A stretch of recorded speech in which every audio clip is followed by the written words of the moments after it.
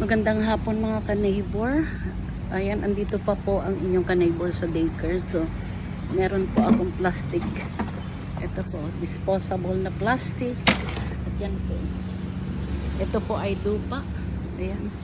Maggayat po ang inyong ka-neighbor ng plastic para lagyan po ng lupa. Preparing for our garden.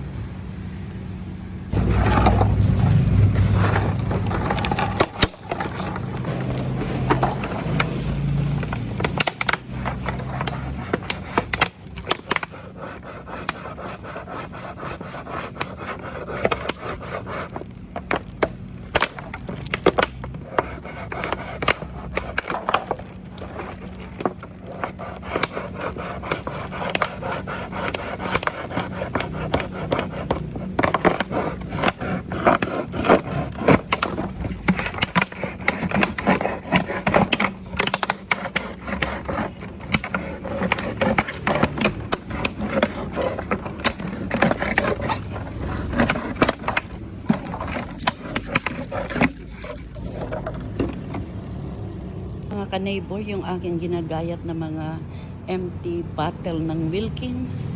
Ito na mga ka-neighbor. Ayan.